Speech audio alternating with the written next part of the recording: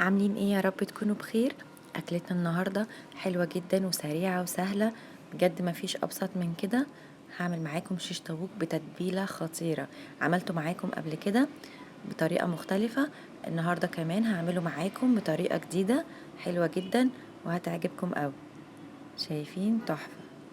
يلا بقى، لو اول مره بتسمعوني اعملوا اشتراك في القناه واعملوا لايك وشير للفيديو. خطير.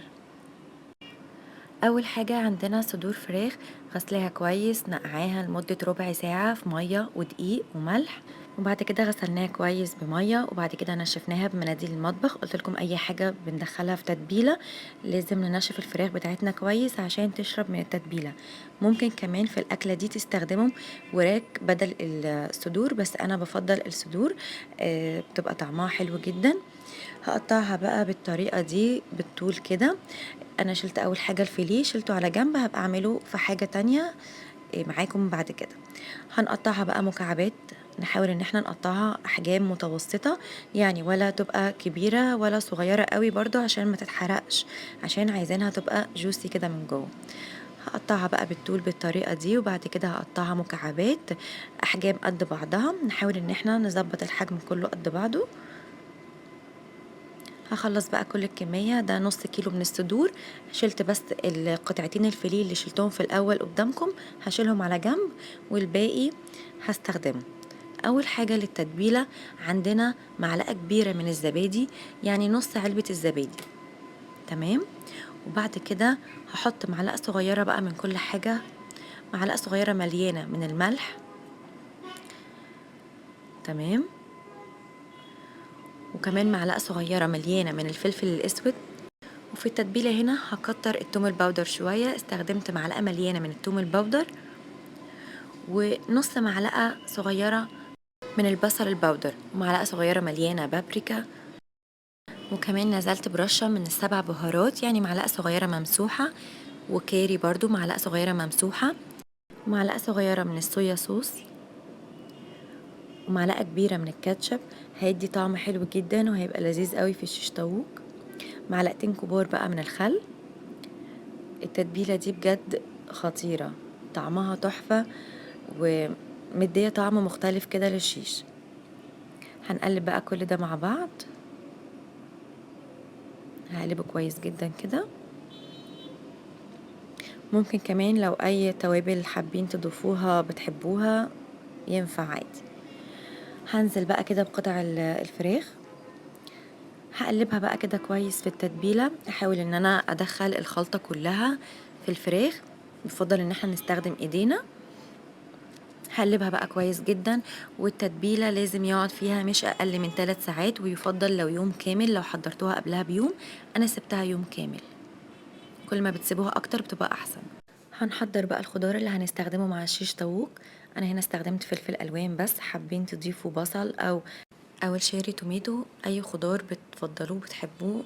انا استخدمت بس هنا فلفل الوان، ده بيرجع لكم. هقطع بقى كمية محددة كده من الفلفل الالوان على حسب كمية الفراخ الموجودة عندنا. تمام. هنقطعهم قطع متساوية، وبعد كده بقى جهزنا كل حاجة. ده تاني يوم بعد ما سبته قعد يوم في التلاجة. وعندنا بقى الخلة بتاعت الشيش طاووق، نكونوا حاطينها في مية كده عشان لما نيجي نحمرها ونحطها في الزيت ما تتحرقش معانا. هحط بقى كده في الخلة الواحدة يعني 4 أو 5 قطع من الفراخ، وما بين كل قطعة فراخ هحط كده فلفل ألوان. هنشكلهم بقى كده. تمام. هعمل معاكم كمان واحدة تانية.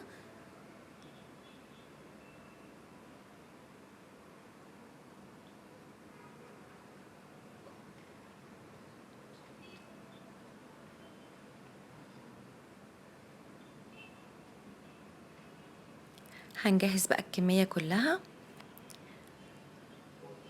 وهنسيبها لحد ما نروح نعمل المكرونة.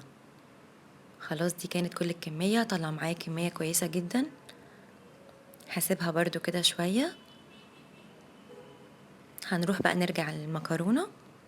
هنا بقى بنسلق مكرونة سباكيتي في مية سخنة عادي، وهحط معلقة ونص صغيرة مليانة من الملح. انا مش بستخدم زيت، مش بحط زيت. المكرونة الاسباجيتي هتاخد من 10 دقايق لربع ساعة، مش بتاخد وقت، مفيهاش اي حاجة. عبال بقى ما تتسلق يلا نعمل التسبيكة بتاعة الطماطم. حطيت معلقتين كبار من الزيت، وعندي هنا طماطم كنت ضربها وسايباها في الفريزر.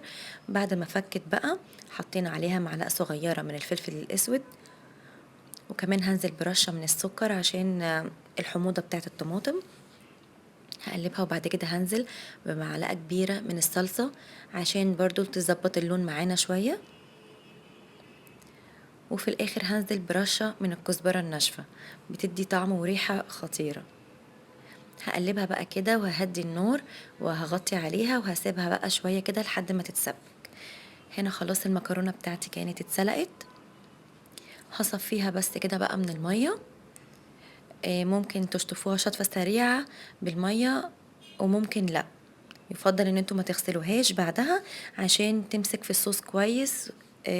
بيبقى افضل يعني. هنا خلاص الطماطم بتاعتنا كانت اتسبكت. هنزل بقى بكمية المكرونة اللي عندي. انا هنا دول كانوا 200 جرام من المكرونة، نسيت اقول لكم في الاول، يعني نص كيس مكرونة. تمام.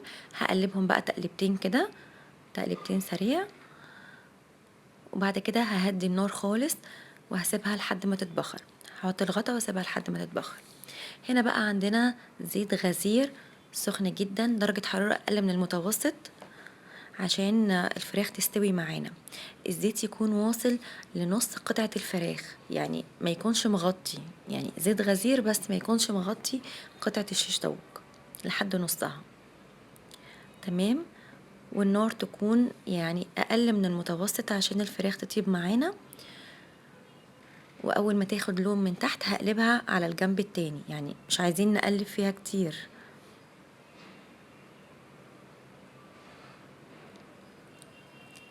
تمام. شايفين خدت لون تحفة ازاي من فوق؟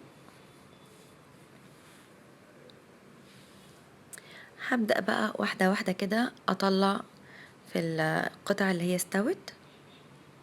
تمام. انا عايزاهم ياخدوا لون كلهم زي بعض.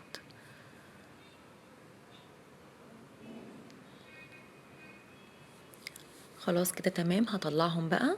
بنطلعهم على مصفى او شبكة زي دي. تمام. بلاش طبعا مناديل المطبخ خالص، هتلزق فيها. هسيبهم بقى يصفوا الزيت وهرجع للمكرونة. خلاص المكرونة بتاعتي اتبخرت وبقت تحفة. هطفي بقى عليها ويلا بقى نحط الاكل مع بعض. خلاص كده تمام. بقى عندنا طبق خطير، اكلة ما خدتش مننا اي وقت خالص وسهلة جدا. شايفين مكرونة جميلة جدا، والشيش طاووق طعمه فظيع. ويا سلام بقى كمان مع العيش بقى في سندوتش، ما اقولكوش بقى بيبقى طعمه بجد روعة. لو عجبكم الفيديو ما تنسوش تعملوا سبسكرايب ولايك. يلا باي باي.